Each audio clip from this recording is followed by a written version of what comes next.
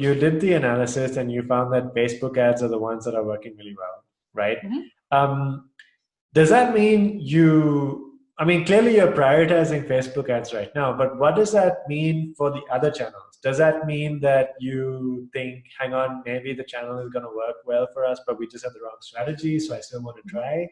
Well, Yes. how do you think about this? Because clearly you don't want to keep putting effort into something that's not working, but you also want to make sure that you did the right thing and you did Yes. the right test, right? So it's a delicate balance. No, I think that's a great question. And mind you, all of this happened before I joined the company, right? Right. So when I Sure. joined in December, we were asking that exact question. So we just said, so there was a very, very small team doing everything. So two and a half people really were Hmm. doing everything from fulfillment to marketing to everything. And so when I joined the company, they were at that process. Facebook is really working, but we need to tighten it up, get our SEO and SEM figured out. Right. We retained a digital marketing company to help with some of these things because we knew based on that traffic, the same things would likely work in other channels. Hmm. It's just that we needed more expertise and more hands to make it really work. And so Sure. since then, now we've started into now we're starting with Google. We're preparing to start with Amazon. Some of those things.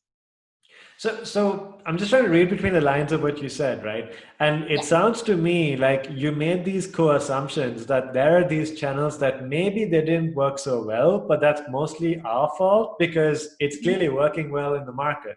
So Right. maybe like you've got maybe like essentially to answer that question, I guess it's like it looks like you're dividing the channels into two. One are sort of like experimental ones which you're not sure about, but ones which are clearly have to work, like SEO, Mhm. SEM, with Google and Amazon. Is Yeah, that what you did, it, or it is true. I mean, we knew that this one segment, this ag market, was really working with Facebook, but we also know that we have a lot of other customers. yeah? So what we're doing was testing some of the organic search terms that we Hmm. were targeting. So, for example, while in our Facebook target audience, they're looking at words like barn cameras, Hmm. that kind of thing. In our Google AdWords, and we're looking at things like remote surveillance. Right. So I think what we decided to do was let's test these.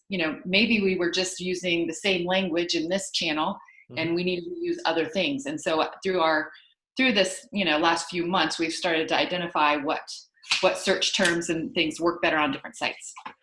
And I think a big part of that is this concept of intent, right? Because Yes. in each of these channels, I mean, obviously this is a very generic statement, so it's going to be different for each customer. But people in Facebook are generally higher up the funnel. They're not specifically looking to purchase; they're really looking to Mhm. like find things. And Google is a little bit further down the line, and Amazon is like right there. Like if you're on Amazon, you want to buy something. So Mhm. I'm assuming these kind of behaviors are also just related to that. Maybe so your content on Facebook should be more perhaps research focused, where people are really like to get to know you and then maybe convince you. Is that something which you guys have been considering, or not so much of a I mean, I think it's both. Our when you get into the ag market, right? the hierarchy is pretty flat.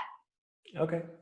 So and I think that's something that we learn is it's a very social community, and it makes sense when you think about people in business. These are all Hmm. businesses.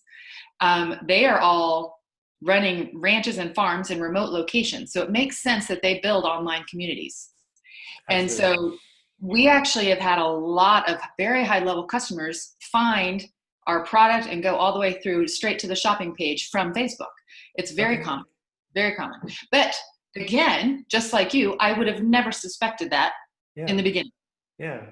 I mean, to me, it seems very clearly as an example of you knowing your customer well, because what you just said is a really good insight, right? Like you just said that, look, my customers are, doing ranches, so it's pretty clear that they're going to have online communities. So maybe, for everybody listening, it's like, it's that think about where your customer is hanging out. What are they Right. doing, right? Mhm. And so, do you have a process in place that, because you mentioned chatbots and engaging Mhm. with them, but clearly, like a big ingredient to success is getting to know your customer. How do you do this? Like, do you make it a process that you, or is it like ad hoc, which you're just trying to get better at? How do you think about this? Absolutely. I think it's something that we're always trying to get better at. We happen to have a remarkable customer support team. Hmm. And so our customer support team actually knows our customer base incredibly well. In fact, most of our customers would know who that person is by name who leads Oh, that process. great. That's a good Okay. sign. And so anytime I have a question about any customer, first of all, we have the ability to know what their problem is. We know what they're looking to monitor. So Hmm. if they're we know if they are having a problem with horse theft in Hmm. Florida, because that's a big problem. And we know that because they message us on a chat or in a call or in an email, whatever channel or whatever tool they try to reach out to us. And they tell us that. When someone told me that poaching horses in Florida was a problem for black market meat, I had never heard of that. So I had to research that and comes to find out, and I called the customer and I said, "You've got to be kidding me. How big a problem is this?" And then sure enough, it's a very large problem. And so, but by talking to that customer, I now understand when I see sales coming through in the equine industry in Florida, it's a significant problem. And so there's no way to get to know that other than talking to your customers.